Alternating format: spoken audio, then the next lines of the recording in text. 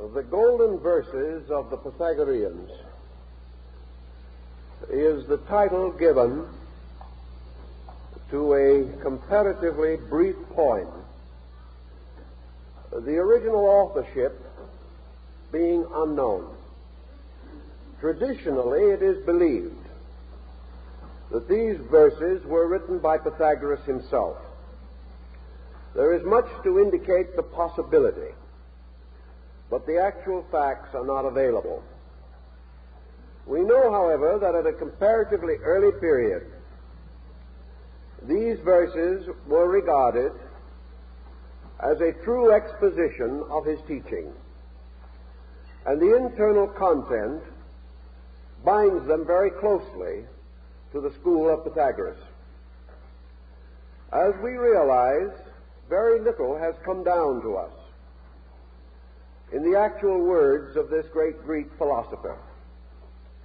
He is recognized and revered principally for the mysterious impact which he bestowed upon the entire field of classical learning.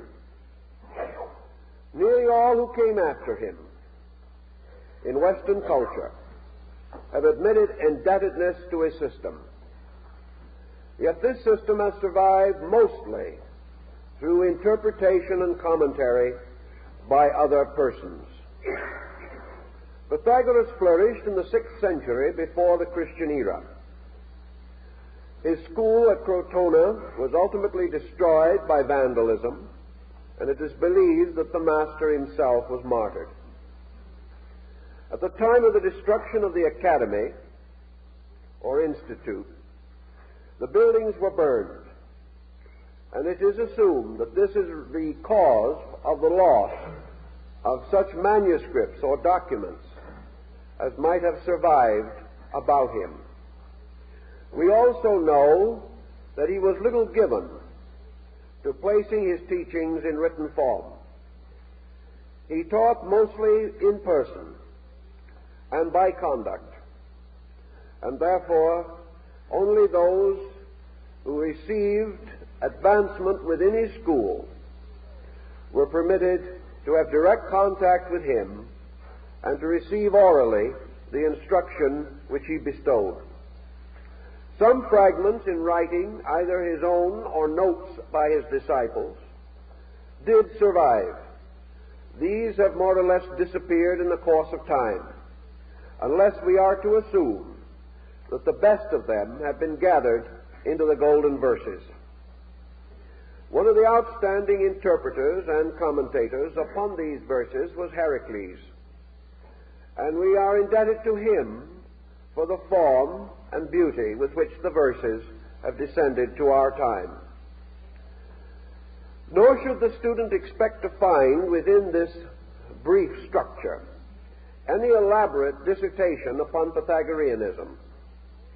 As again might be suspected from the nature of the man, the verses are very largely a summary of the practical aspect of philosophy. In these verses, a way of conduct is exemplified, and the truth seeker is brought into gentle but strong association with the Pythagorean mood about learning. It was evidently the teaching of this great philosopher that all philosophy was for two purposes, and that by various applications these purposes led to ultimate enlightenment. The first end of philosophy was the life of virtue, and the second end of philosophy was the restoration of the state of the soul in its relation to truth. This was conceived to be a twofold path, because in the first part, man, by a series of decisions made in his own nature and of his own free will, qualified himself for learning. The second and following part assumed this qualification had been attained, and that from that point on, the mind and the reason, liberated from ignorance and error, could proceed directly toward the contemplation of reality. The verses are a sort of Orphic hymn, much in the classical mode of the time, and begin with the importance of man establishing the practice or habit of venerating naturally and simply that which required or invited a veneration. Therefore, the verse is open with the simple reminder that it is the duty of all good persons to venerate the good, to hold in highest esteem those divine powers which are the fountains of good. Thus man is encouraged to acknowledge and to learn to adore and understand the spiritual roots and beginnings of our life. And in the Greek manner, it would be natural that the verses should therefore open with a kind of hymn, inviting the truth seeker to pay homage to the gods, the heroes, to just persons, and those who by various achievements and attainments have become worthy of our deepest and most continuing regard. It was the natural practice of the Greeks to invite the individual to grow through a kind of discrimination, and this is represented in the opening sections of the verses. The individual who can perceive the good, though he may not yet practice it, who has this discrimination within in himself to honor first that which is most honorable, to venerate first that which is most venerable, will through these procedures come to recognize the importance and dignity of good things. If we give our lives cheerfully and our hearts and minds gladly to those things which are best, if within ourselves we gradually develop a code in which we honor, respect, and revere those qualities which are most eternal, most worthy of our general and continuing admiration, then we are constantly presenting ourselves with good ideas. We are constantly reminding ourselves of the importance of the life of virtue as the pathway leading to the attainment of truth. Now, many persons today in our way of life do not feel very much respect or reverence or veneration for anything.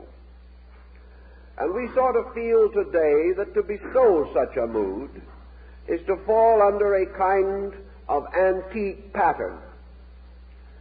Yet, Pythagoras was probably wiser than most moderns, not in the fact that we should go about worshiping each other. Such was not the intent of the verses, but rather that we should have discrimination enough to choose to bestow our largest admiration upon that which deserves it. For only by so thinking and feeling, only by giving of ourselves to that which is a just and legitimate requirement, can we maintain our own orientation in this world. One of our troubles in the modern world is that we venerate the wrong things. And because man is a venerating creature, he must have his heroes. We all must respect something. And Pythagoras points out that when we respect that which is superior, we inevitably incline ourselves to become like that superior. Where our heroes are, there our allegiances are also. And that which we really believe to be better, we inevitably and instinctively emulate. If, therefore, we emulate the wrong things, if we choose our heroes from the wrong levels of attainment, then instinctively and clearly we are indicating weaknesses in our own natures. Everywhere, in everything, man should reserve his respect for that which challenges him to greater attainment. The craftsman instinctively respects a superior artisan, one whose knowledge is greater than his own. The average musician respects the greater musical genius. The average physician respects the great physician. All of us are inclined to respect achievement in fields that we understand. And this instinct should lead us ultimately to recognize the need to venerate those great principles in the universe, which are the fullness of all qualities, which today we recognize and practice only in part. If, therefore, in any generation we examine those persons or things most admired and respected, we come into a valuable psychological key to the qualities of that generation, to its instinctive interests and indifferences. If we then are to progress along the way of philosophic enlightenment, we must begin to respect those qualities, those beings, those principles in nature toward which we are striving, and which we must visualize, at least within ourselves, if we are to have the courage and industry to proceed to the attainment. This then becomes a continual, gentle remembrance of great and good things, and our willingness to choose between good, better, and best, always seeking to discover the best, and by so doing to challenge ourselves to be like the best. I think this more or less summarizes the opening thought of the verses. From this opening thought, we then move naturally to the beginnings of philosophy. And these beginnings have to do with the refinement of conduct. All growth begins with a kind of dedication. The individual cannot proceed unless he regards the end to justify the effort. Unless he has purpose, he will never move directly toward it. Unless he has an archetypal conviction, he will not live according to that conviction. Thus we come upon what might be termed the theological overtone of the verses, namely the man gradually experiencing within himself, through learning, through observation, through association, gradually experiencing the fact that there is a better way of life than that which we commonly live, and that this better way of life has rewards and opens doors and brings consolations that the lesser way of life cannot experience. Thus the verses invite the individual to recognize that a superior way of life is man's protection against those conditions which arise from an inferior way of life. That growth is continuous, and that therefore man is constantly seeking nobler and fuller expressions for his own internal resources. Thus, the beginning of man's life of discipline is not effective unless this discipline is purposed.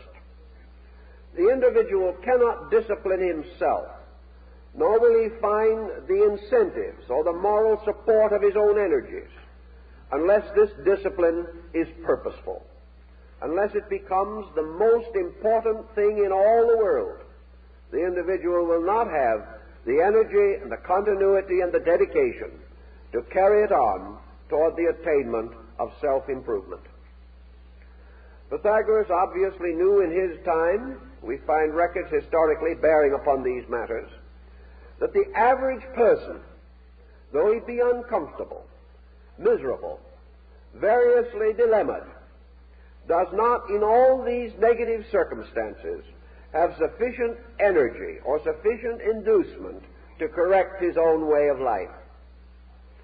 He would rather hope against miracles, phenomena of some kind which will save him in spite of himself. He seeks to surround himself with comforts to substitute for the absence of securities. He is forever compromising because his incentives and his inducements are not great enough. Now, the Pythagoreans were well aware that man's inducements must clarify with his growth. The individual in a state of ignorance cannot be certain of those great good things which are the ends of wisdom. Yet discipline comes to him from another source, whether he be certain or not. And this source lies in the religious conviction of his peoples. In those days, of course, what we would term today the agnostic or the atheist were rare. There were not great numbers of persons who were unbelievers, who did not have some faith or substance of belief in themselves. Therefore, the beginning of this discipline was to a degree simple religious virtue. The individual standing in the presence of the Decalogue delivered by Moses, or listening gently and quietly to a reading of the Beatitudes, was moved not by reason, but by faith, by the recognition that these words, these commandments, these great institutes were wise, were benevolent, and were so considered as to make life best for him. So the beginning of the life of virtue is the acceptance of the divine way, as brought by revelation, by teachers, by venerated prophets, and by the great spiritual leaders of the race. Under these conditions, the individual may turn to piety simply because it is the good way, not because he understands why, but because he knows in his daily conduct that persons who live this way are better friends, better relations, more honorable associates in all the walks of life. He learns in his daily living that we finally depend for our safety in this world upon the honor of others, and that this honor is important to us, and that our honor is important to them. Thus, the honorable life must precede the life of discipline. It must be a way in which, for reasons commonly obvious, we do those things commonly approved as good, maintaining constantly with it the simple faith that the performance of these good things is not only acceptable to our fellow men, but is in harmony with the great religious and spiritual universe in which we exist. So in the beginning all things may not be clear, but that good is desirable is universally accepted, and that which is desirable shall be practiced on all occasion and with all fortitude, and the individual shall, in the service of good, strengthen such resources as he may possess. So the Pythagorean golden verses begin to emphasize the gradual establishment of value. They begin to point out how man attains to his natural human estate, and that this estate begins in the cultivation of adequate self-control in all things, that there can be no victory for the individual who is unable to direct his own life, that this direction of life becomes more clear as we proceed, but that at any stage the individual must still be the leader of the total of himself. So we have another ancient classical axiom, namely that man as a being, as a center of life and light, must lead his total personality and never be the victim of it. Thus the best part of man must govern man, even as the best part of men must govern the rest. And as God, being the best part of the universe, leads all of it, so in every creature there is a God. There is a supreme being, or power, or principle, that which is superior to the rest, and this must always guide the rest. If the individual is not led by the best of himself, he falls not only into evil, but falls away from religion. For the best part in all things is that part most like God. And not to be led by that is to fall into error. Thus the God in things must be the protector, the guardian, the teacher, the guide, and the master of all the parts of its own nature. So man seeking for understanding, seeking for discipline, seeking ways to put his life in order that he may be acceptable to the Most High, must first of all choose or select the best of himself and make this leader of the rest. Now, in the Pythagorean system, being a philosophical school, it was assumed that in man that which we call reason is the best part. Now, reason is not just mind, nor is it just emotion, nor is it just higher thinking. Reason is that thing or power or faculty in man which determines the reasonable, which determines those things possible, likely, those things next in sequence. Reason not only lifts man from a lesser state, but it prevents him from tumbling headlong into an unknown state. Reason not only hastens him from his ignorance, but reason also slows his step when he comes to things more difficult than he can immediately manage. Thus reason becomes a constant impulse toward the reasonable. And the reasonable in turn is the essence or principle behind the practical. Therefore all things truly practical are reasonable, and all things truly reasonable are practical. And that which is practical is that which makes possible in each instance the greater good.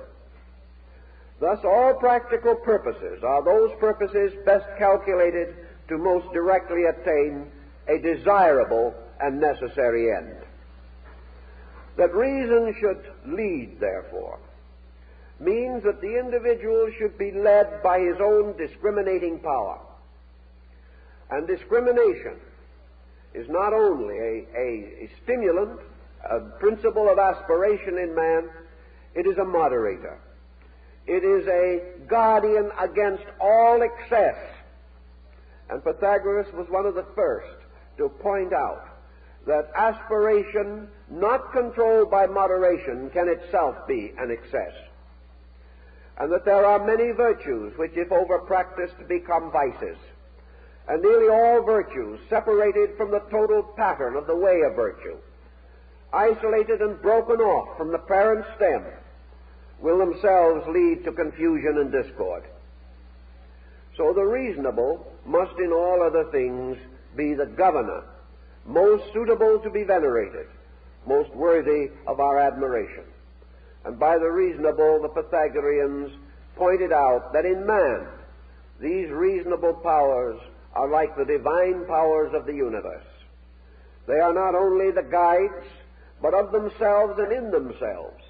They are the sources of the reasonable world, a world of things essentially good, until through ignorance and through man's own lack of discipline they are brought into inharmonious proportions and relations. Thus man is to be guided and led by the reasonable, by the cultivation of his own faculties and powers, so that he may become a reasoning being. Now, reasoning also points out that in life nothing must be done without a reason, and nothing for which there is a reason may be left undone. So the Pythagoreans were very strict on this point, that the moment it becomes obvious that we have a need, that need must be met. And it must be met in a manner that is in accordance with the laws governing right action. And in everything, a problem always implies that man has not yet focused his own reason and his resource upon some circumstance of life. Man can never be problemed by that which is less than himself, but he is always in the presence of problem when he deals with that which is in excess of himself. Therefore he must grow, and solution is always the enlargement of himself, so that he becomes greater than the problem that confronts him. Now the reasonable, if it is once enthroned as the governor of life, and its responsibilities and its proprieties are delineated, the reasonable then begins to demand of man that he unite all other resources in its service, that all things must lead to a fulfillment of reasonable ends and purposes, and that man's composite nature must serve his enlightenment, contribute to it, and assist him to grow more rapidly. The Pythagoreans then begin their natural disciplines, the disciplines of reason, by telling the individual to look into himself. And to look into himself, they established a discipline which is strongly emphasized in the golden verses. And this is the discipline which we might call retrospection. That every person at the end of his day must sit down and turn his own life into a text for his own enlightenment. Most of us are so busy contemplating the works of others, disagreeing with the opinions of others, and dissatisfied with the conduct of others, that they totally ignore self-analysis. Yet self-analysis is more vital to man than the analysis of anything else. For by self-analysis, man begins to prepare the disciplining of his own conduct. Thus, to the Pythagoreans, philosophy is not an intellectual pursuit. It is a way of life. It is life under the discipline of the reasonable. And any abstraction that cannot be immediately associated with immediate conduct must be held in suspension until the proper time. The mind shall never go into vagary. It shall never substitute intellectual activity for discipline. It shall never retire into a contemplative existence by which it is permitted to ignore conduct. The individual is not to sit in a mountain somewhere looking down indifferently upon his own conduct. He must grow through his conduct and must use his own personal experience as the great text which will lead him toward the life of discrimination.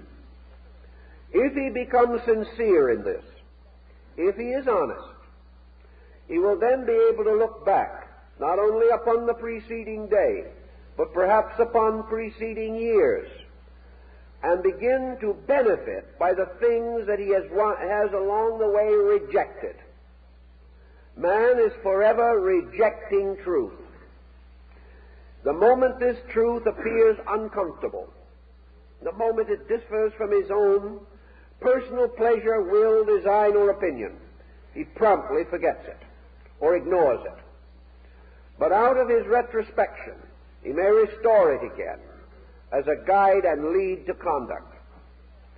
In going back through the day, the verses tell us that it is the duty of each individual to perceive, through contemplation, those procedures which he has practiced and the results which they have attained.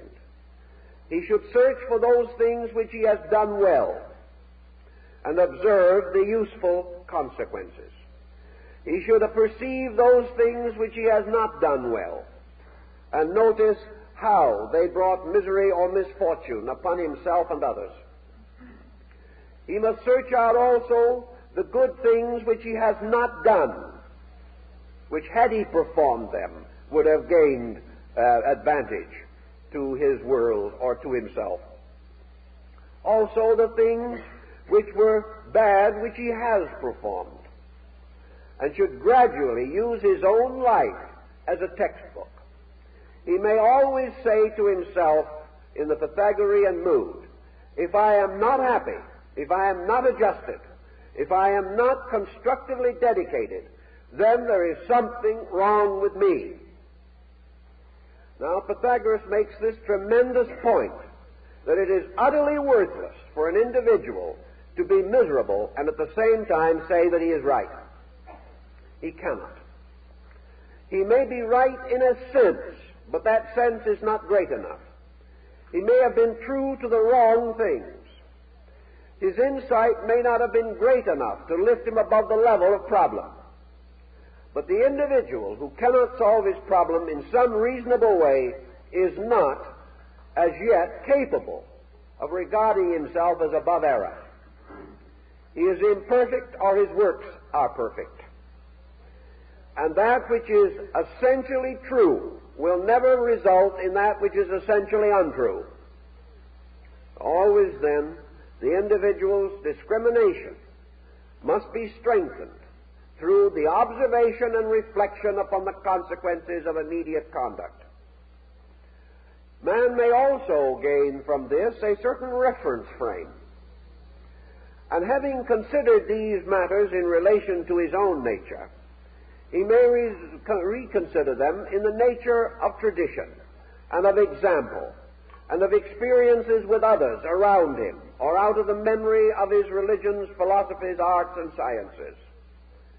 He will then observe that though they may be persecuted in their own time and regarded as offenders in their day, those whom the world best loves and most remembers are those who were true to the great discipline of ethics. That those who have practiced certain virtues have gained certain everlastingness as a reward. So the person, thinking in terms of self-improvement, can see not only a personal advantage but a universal advantage. He can perceive the justification, and he can also perceive that the attainment is possible, for others have attained it, and by attaining have become the universal benefactors of mankind. The verses then stress this important, practical self-analysis, that the person should use his own life as a constant and immediate text, and by so doing, and using every available amount of reason that he possesses, he must begin to invoke the central part of life. For example, if an individual is utterly confused, and there is no center of integration within him, then obviously the divine part of his own nature is submerged. For deity cannot be confused. Truth and reason cannot be confused. And if man, looking upon a stormy sea within his own psychic life, sees within himself no strength, no hope, no verisimilitude, then that individual has failed, or is failing, to call upon those resources most available to him. He must then gradually restore the dignity of superiors within his own nature. He must do so because he must have leadership. The failure of central leadership means confusion and chaos, and no individual can do well in a chaos. Thus he must elevate some principle within himself, and this principle, by whatever name he calls it, is still the personification of the divine attribute. Some individuals in this emergency seek to draw into integration the concept of God, hoping in this to find an inward strength against outward stress. Others may seek to build character or conduct.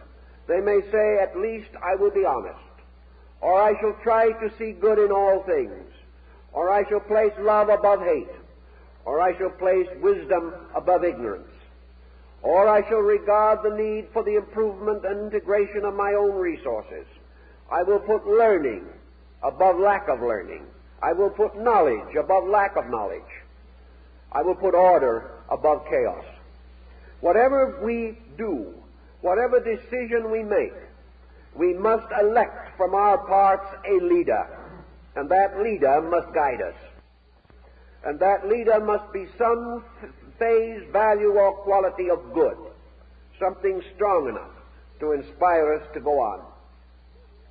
The moment we establish this leadership, many of our troubles cease. Most of our chaos and confusion is overcome. The golden verses state it rather modestly. They say that the individual who has this true internal leadership suffers from a minimum of ills, whereas others have many disasters. This leadership gradually reduces disaster. We may not immediately dispel all of it, but that part which we cannot dispel, we are now enabled to meet and carry with natural dignity. So for man in his various intermediate stages between ignorance and wisdom, we depend upon the leadership of the best in ourselves, and we depend upon reason bestowing patience, bestowing understanding, and making all things a little more useful, so that we are often able to recognize the wisdom and goodness in those circumstances which previously disturbed us.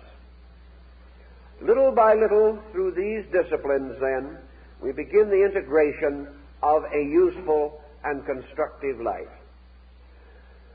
Now, the Pythagoreans imposed the discipline of reason upon the immediacy of conduct in this way.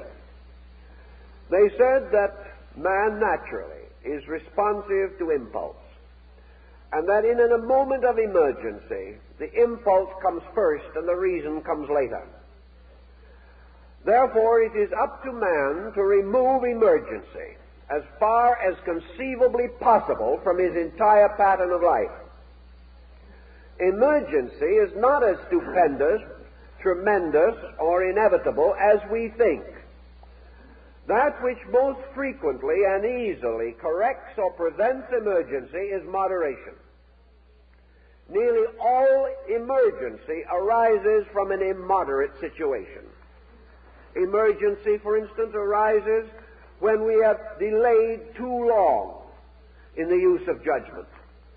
Emergency arises when we come into the presence of the unexpected, when in sober truth we should have expected long before.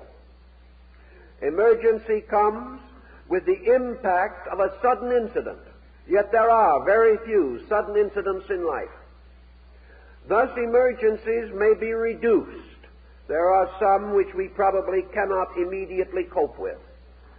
But the daily emergencies which lead us to the common mistakes, which in turn gather to cause an unhappy life, these emergencies are most of them to be easily prevented, easily met, if the individual will use discrimination and will be led by the principle of wisdom within himself. Thus, our life to escape emergency must be, says the verses, the life of moderation. Moderation, for instance, in itself cuts away from us much discord. Moderation in all things will not only assist us to rule our affairs more adequately, but will liberate much of our time from the burden of critical situations. Moderation also prevents those excesses of temperament by which we push matters too rapidly, or also will prevent us from permitting emotion to dominate conduct in a critical situation. Moderation is the reduction of excess. It is the reduction of ambition to reasonable bounds, itself something that will protect health, happiness, and help to strengthen the relations of life. I was talking to a family not long ago in which the family is bankrupt simply because the man of the family is inordinately ambitious. He is so ambitious to attain certain things that he is neglecting life itself for these things. And in all probability, if he continues his present course, he is heading into a nervous breakdown, or he is heading into a heart difficulty. And this ambitious man, who has had no time to live as a father, a husband, and a friend, will probably drop dead in his 50s, without ever having achieved the natural good things which life could bestow. Naturally, his attitudes are warped by the lack of social adjustments, and he is a poor person because his ambitions have never been moderated by other values. Always, moderation releases energy from things inferior and dedicates it to the attainment of things superior. Moderation in living reduces the jealousies and envies of our associates. When we try to live beyond our means, we make enemies. We also destroy the trust that people have. And when we become hopelessly in debt, we destroy our own security. By doing all things moderately and reasonably, living in the natural dignity of our kind, and placing the attainment of value above the attainment of things, yet at the same time neglecting no duty or obligation. Thus we become moderate creatures, and through moderation relieve ourselves of a great variety of emergencies. The individual who has all lost his furniture, his automobile, and his house because he could not keep up his payments is a person confronted with an emergency, and we may be sorry for him. But he will continue to have emergency because it is in himself and not in the financing corporation. He has simply failed to be moderate. He has failed to be thoughtful. He has failed to let reason guide his conduct. Therefore, he is in trouble.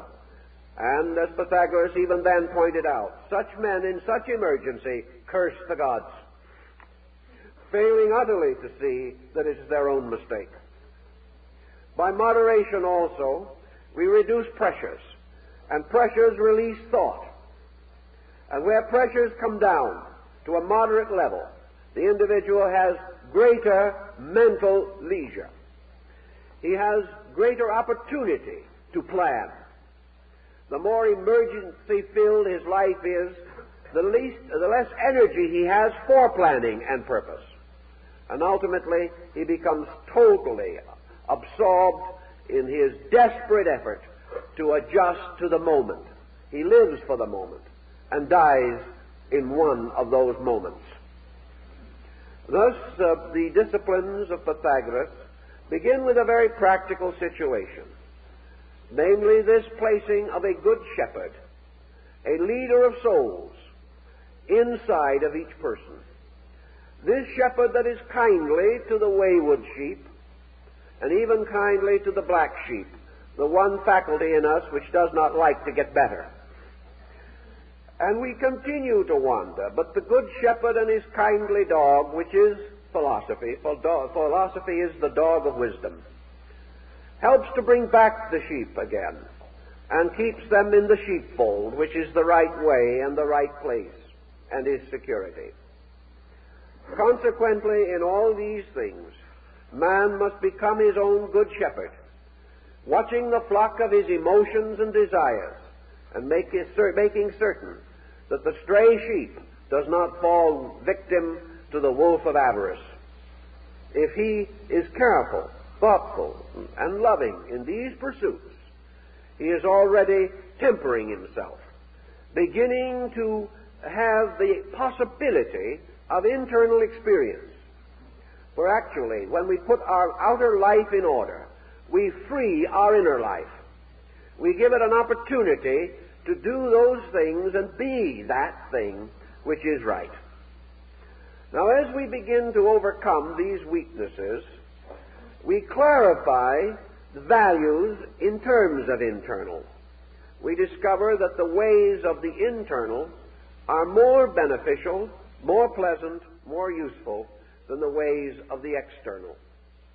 We realize that every part of ourselves, and in the golden verses some emphasis is placed upon the body, that it is proper that man should regard the body as the instrument of his purpose, that he should be kind to it, guard it, take care of it, and preserve it by his own reason from any excess that will injure it. But if his own reason and his own emotions themselves are addicted to excess, then he works a terrible hardship on his body, bringing it down to ruin and bringing with it the ruin of his inner life. Thus the importance that man's leadership shall be complete, but always benevolent. Man is not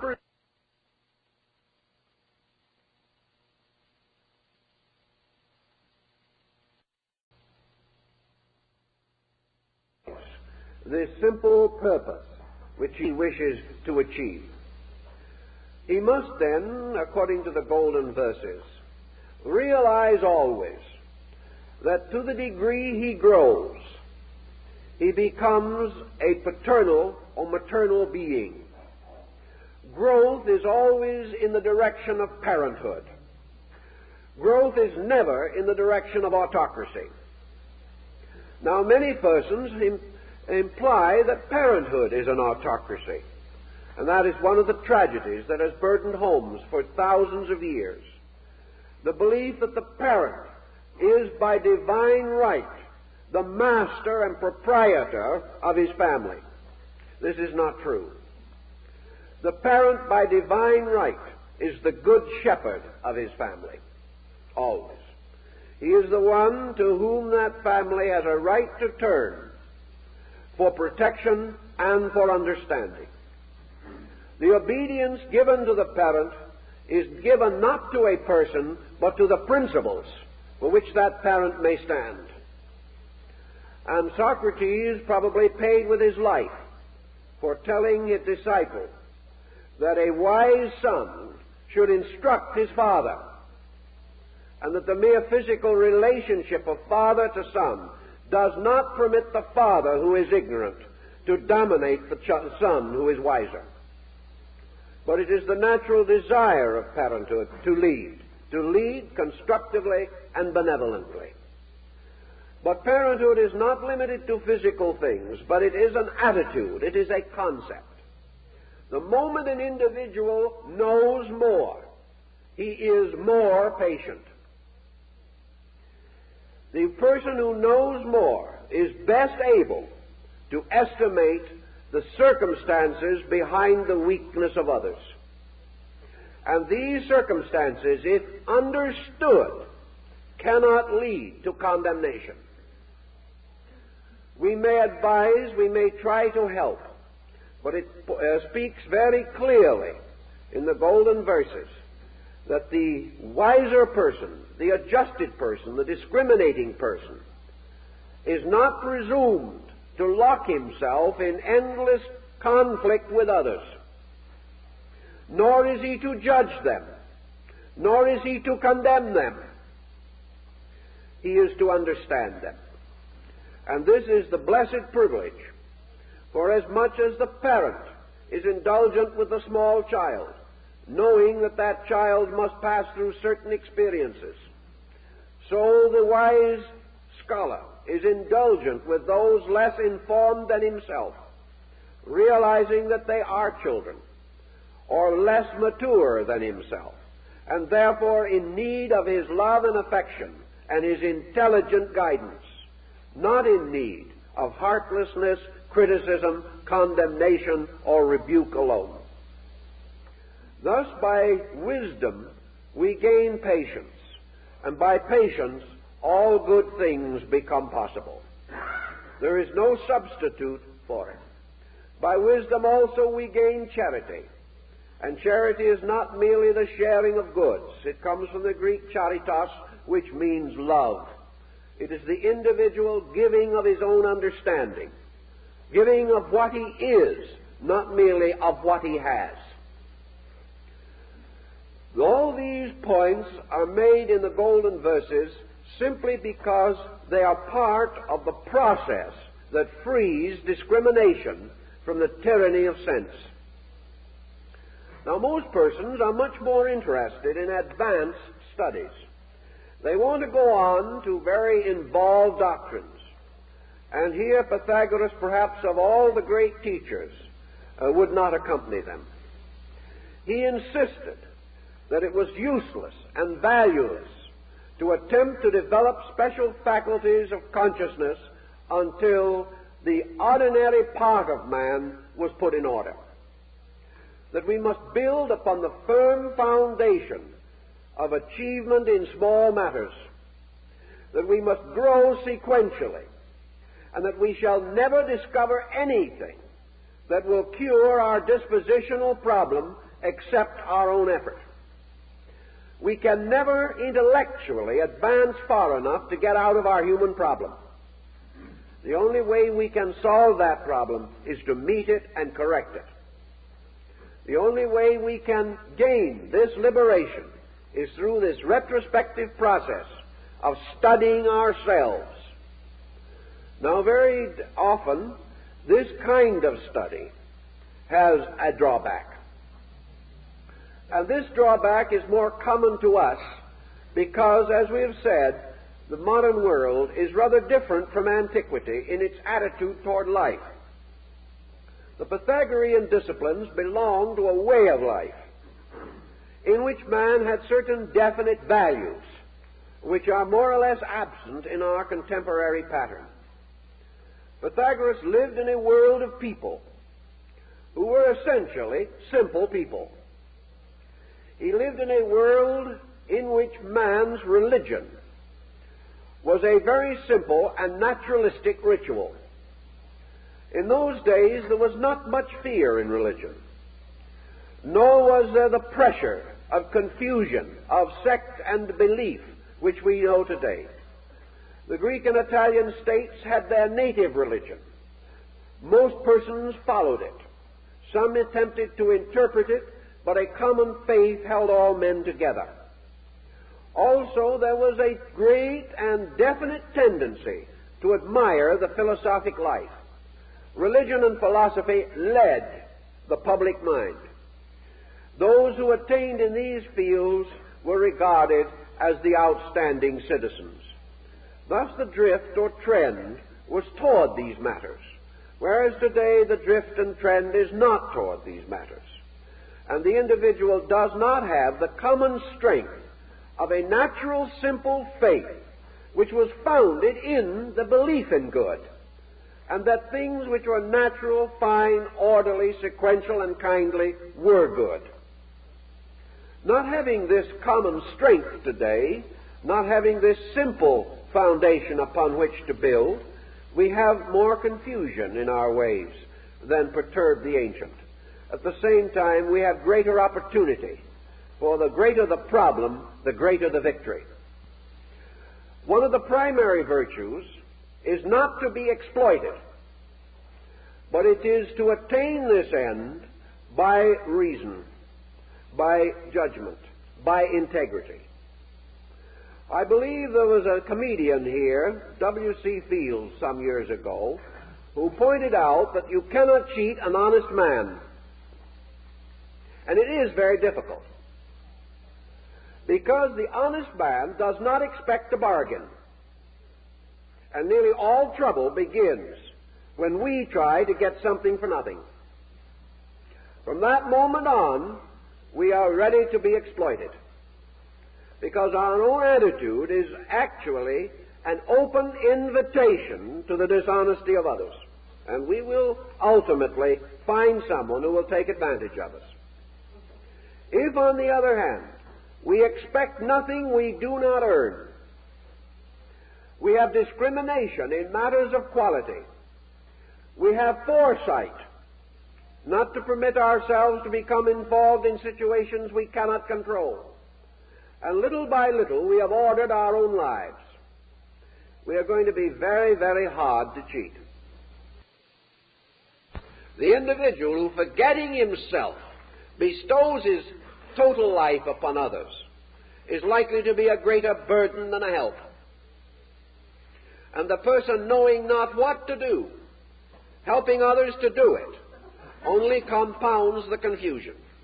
The blind lead the blind, and all fall into the ditch together. Therefore, the first duty of a leader is to make sure that his own eyes are open. And in order to have them open, whether it be in the simple leadership of home and family, or in the greater leadership of nation or race, the leader must have internal resources greater than his followers, or he is not justified in leading them.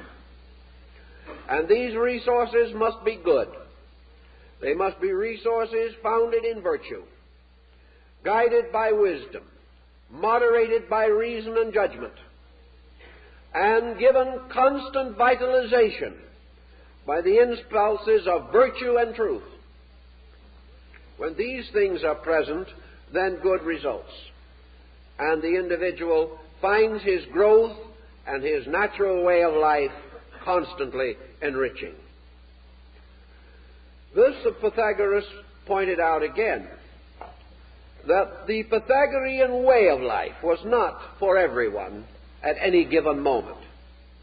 He could not cause the individual to come into those emergencies of life by which decision is necessary.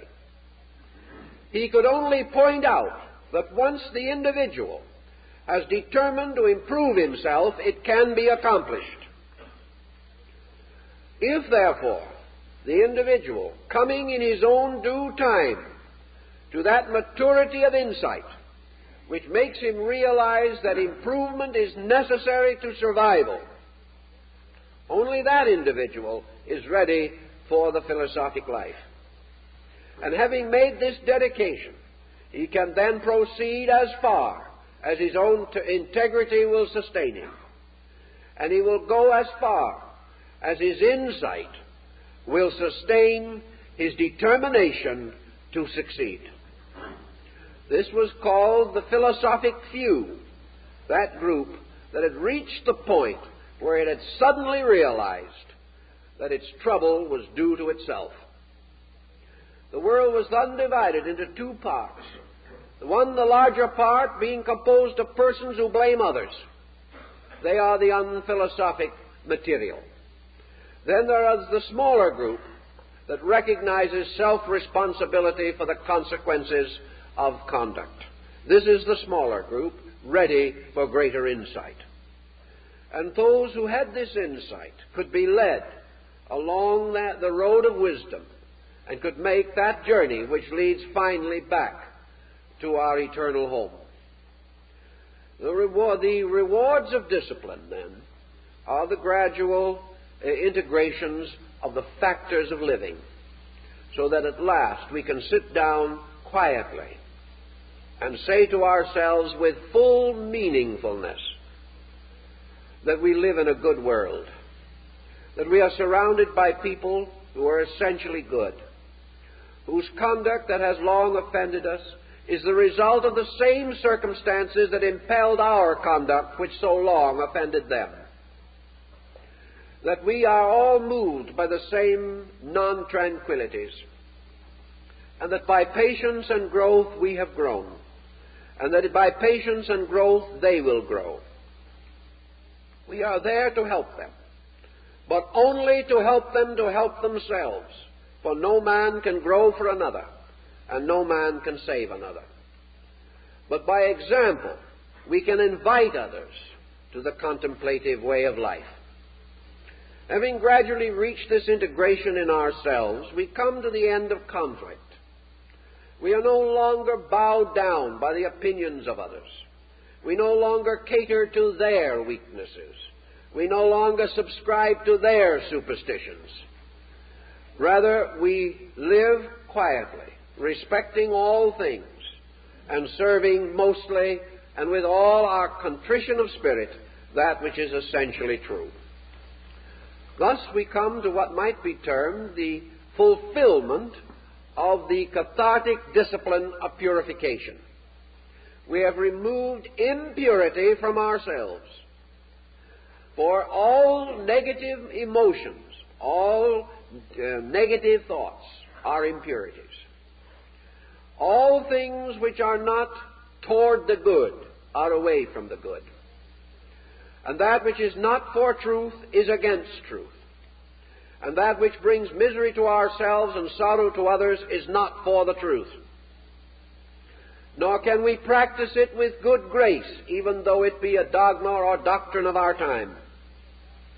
We must be superior to these things For we find that dogmas and doctrines are man-made formulations around ideas essentially superior to these doctrines.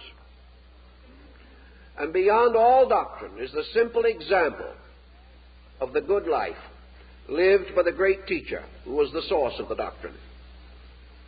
Having thus concluded or consummated a reasonable attainment in the life of discrimination, the life of purification, the verses then tell us to direct our attention towards the sovereignties of those divine powers which are the rulers and leaders of the universe. From overcoming weakness, we then move to the growing of strength. From getting rid of that which is not so, we come to the cultivation of that which is so. In other words, we rise above the not-self, the illusion in man, the egoism, egocentricity and selfishness, which have so long disfigured the human personality. And being freed of these lesser despots, having escaped from the tyranny and anarchy of self-will, the individual is ready to contemplate the mystery of the divine will.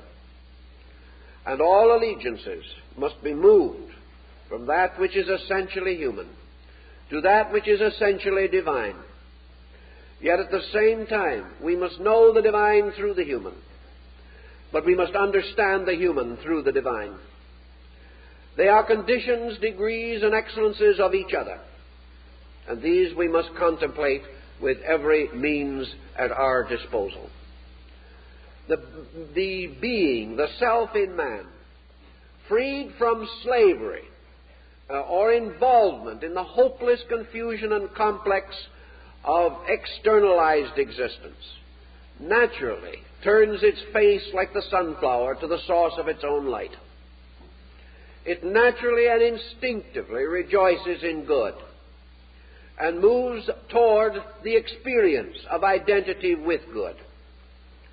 As this goes along in its reasonable and proper manner, the human being finds moving from within himself the tremendous flowing of the divine will. He recognizes that to the degree that he is receptive, the divine becomes an immanent thing, filling all of his parts and members, and causing him to become more and more like the source of good. And thus the individual, through the rise of his contemplative disciplines, moves into the true state of religion. And the true state of religion is companionship with God, comradeship with universals. The individual, having given up a false allegiance, must now make a true one. And in his true allegiance, he unites himself with that sovereign power which moves all things. He becomes aware more and more of divine consciousness because he has freed himself from the obscuration of mortal consciousness. He finds himself not only thinking about God, but with God. Not only experiencing the fact of the divine as a wonderful rationalized knowing, but also emotionally reacting to it, until finally it becomes the total being of himself. Thus the attainment of the better life leads toward this mystical experience, this illumination, this final identification, which is the sovereignty of truth in the life of the person. Only after the disciplines, therefore, does man gain the power for the unconditioned veneration of the ultimate good. To venerate, we must to a degree understand. We cannot truly venerate that which is incomprehensible. Therefore, to recognize universal good, we must have some of goodness in ourselves. If we would recognize universal truth, we must have some of truthfulness in ourselves. Finding in the infinite the fulfillment and fullness of all virtues which we practice in part. But in time that which is in part shall pass away, and we shall know all things in fullness and in truth. So the Pythagorean verses go on to indicate the future state of these beings which have emancipated themselves. And of course, following the old Greek and also the Egyptian method, the philosophy ties into the mystery of death.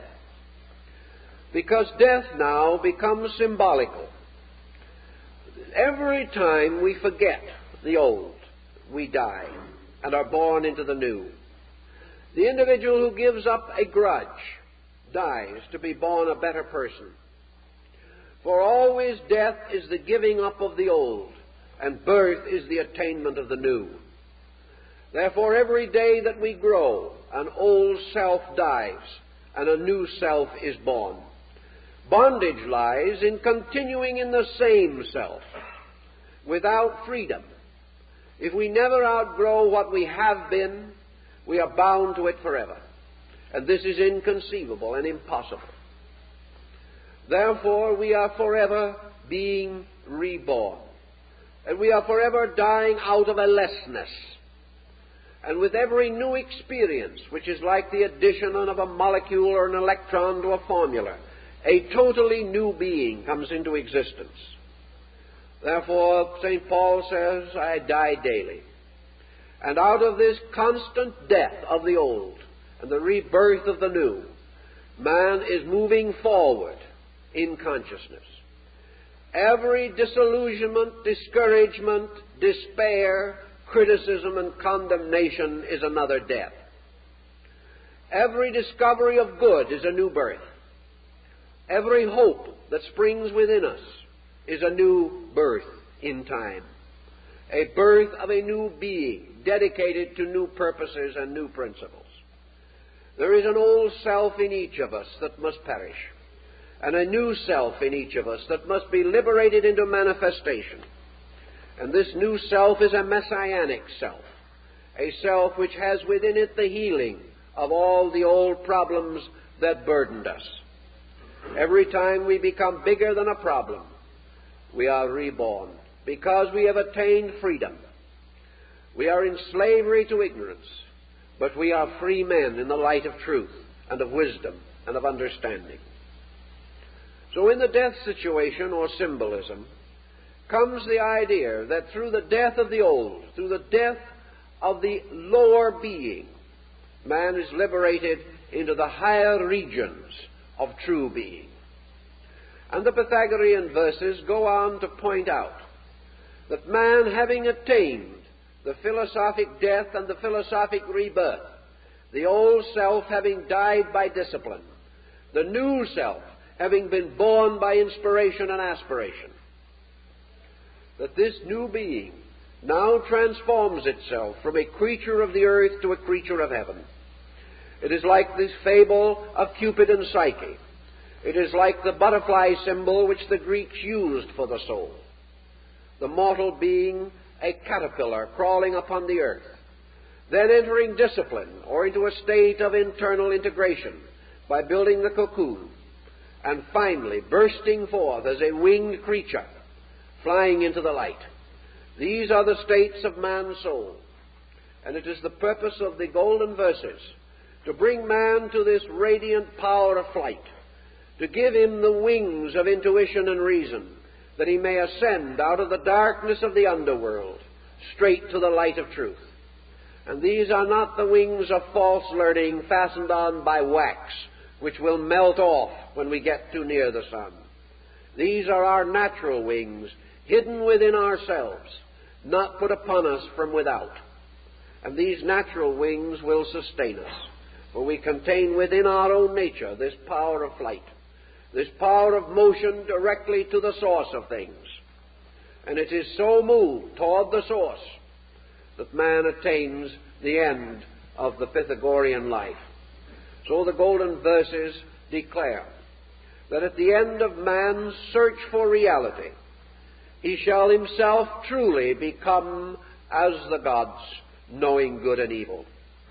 He shall attain to communion with the eternal powers at the root of life. He shall join with them and serve with them. He shall be their instrument, and they shall live through him. and through his own growth, man keeps the faith with the gods and releases them. For a God is born every time the God in man is born. And all good things coming into birth through man bear witness to the eternal will of the everlasting good.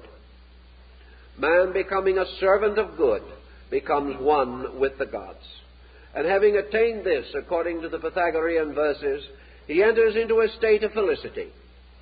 He then comes no longer into the sorrow and darkness of the unknown, but he goes forth serving good as gloriously and as fully as he has previously served ignorance.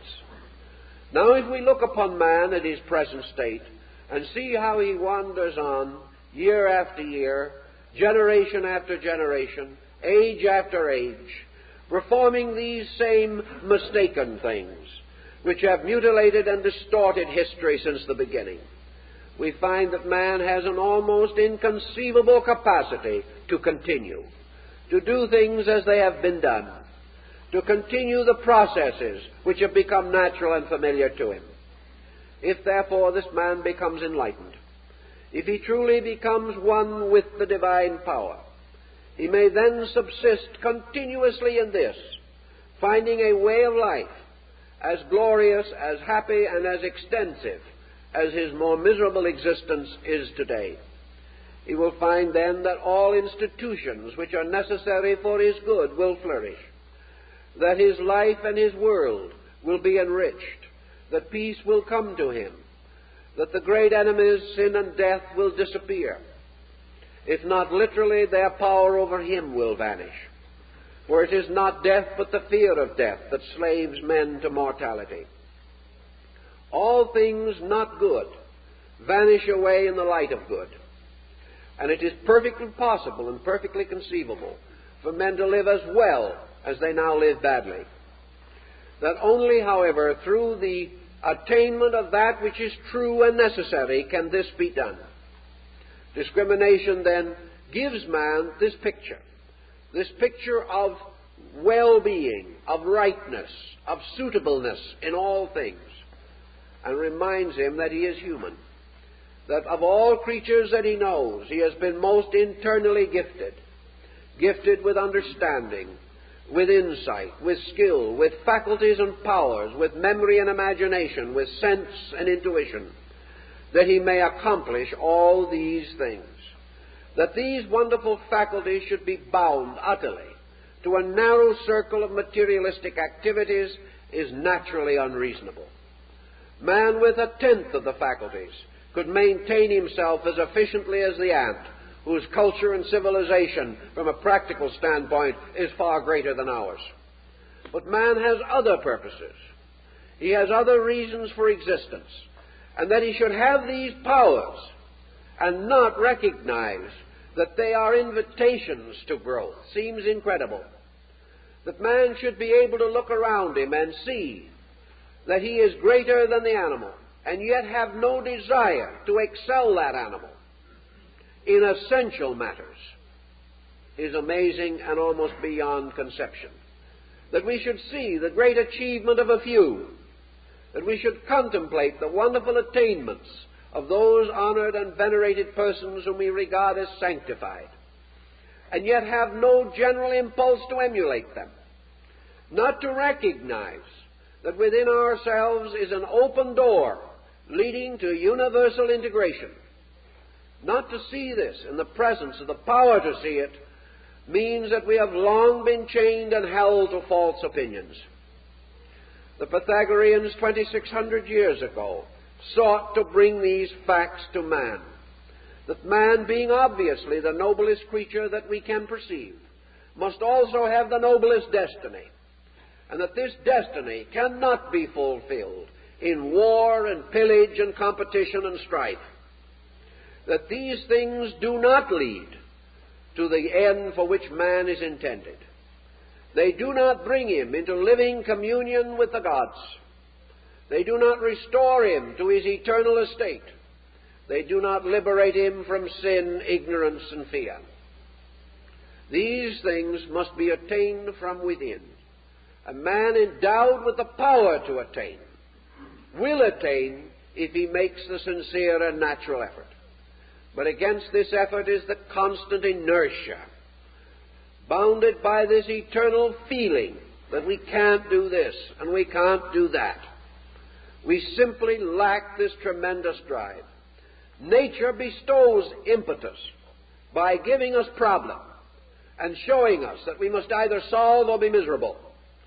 And in this emergency, with all our faculties and all our powers, man decides to be miserable. He still rejects solution because this solution takes effort.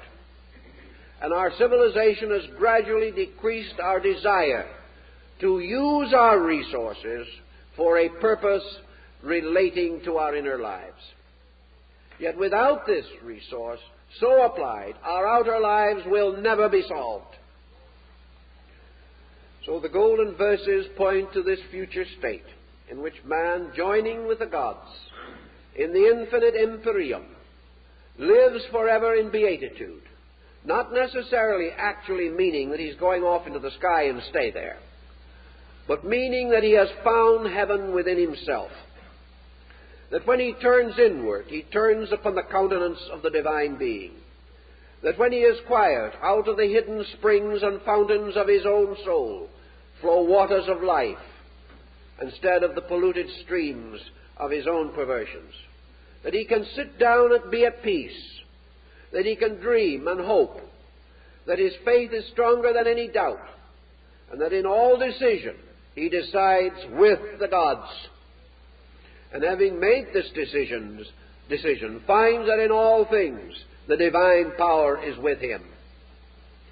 This being with the gods, being true to the rule, having the courage and insight and love to dedicate our powers and skills to that which is the greater good, this decision, this insight, brings with it the consolation of spirit that surpasseth understanding.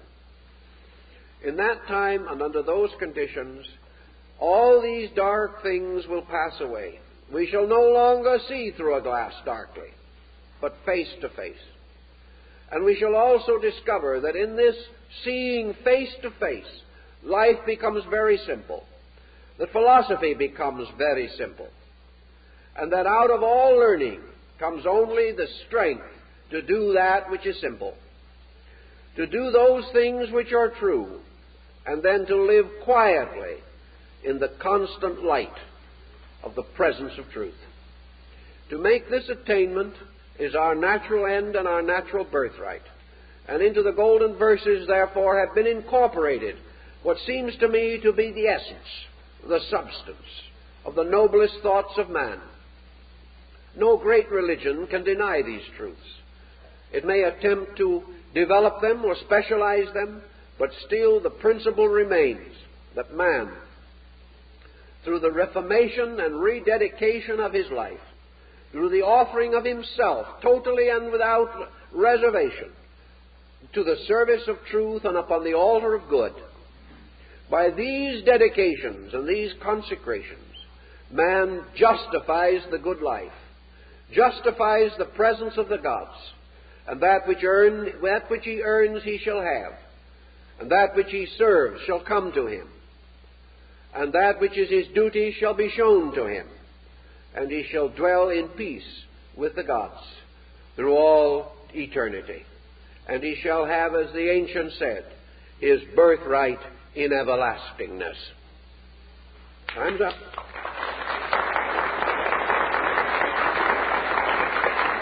Now, I'd like to make a couple of announcements. Next week, we are going to go in somewhat into the problem of Christian mysticism as it relates to man's instinctive search for reality. We're going to specialize and develop somewhat the material of today, but there is now a new dimension added, and that is a Christianized concept of the mystical experience as found in the writings of the early Christian fathers and mystics of both the Catholic and Protestant denominations, and the subject will be The Dark Night of the Soul, taken from the title of a mystical book. But I think you will find it a rather worthwhile and stimulating line of thought. Now, on Wednesday evening, we're beginning a series of courses at headquarters. I'm taking a series on astrotheology, or the effect of the belief in the heavens, the heavenly bodies, and the motions of stars upon the development of man's religious life. Now, a great many people today are worried about Asiatic influenza. How many people know the meaning of the word influenza? It means, literally, bad influence from the stars. That's how the word came into existence. So if you have influenza, you have a bad star somewhere. Or if you have a disaster, you have an unfavorable star. Dis and aster, an evil star. So these terms, which even in our language have come to us, may remind us that philosophy is deeply involved in these problems. I'd like to also call to your attention that we have articles on the Pythagorean system of philosophy in some of our publications. We have a section on it in our book, Journey in Truth, which deals heavily with the Greek classical wisdom. We also have an article on the Pythagorean system of numbers in our book, The Phoenix, and also extensive article on Pythagoras in our symbolical philosophy book, the large volume that we have had reprinted in photographic process. So therefore, you can have material about this school and its teaching from our publications. Let me also call attention to our Christmas booklets, which we hope you will find useful as Christmas cards. If you do some of your Christmas shopping with us, it will, we think, make more meaning in many instances to your gifts, also simplify your problems, and provide you with the consolation and understanding that sometimes ideas are better than things as gifts. And perhaps we need the gifts of ideas and ideals more than other things at this particular time. I'd like to also invite your consideration to the counseling service offered by the Society. A number of persons are taking advantage of it, not to get out of trouble, but to keep out of trouble. And if anyone has any interest in that subject, there is a leaflet on the table explaining this service. If you are not on our mailing list, we'd be happy to have your names and addresses, and we hope you will visit our book table. We thank you for being with us and hope to see you next week.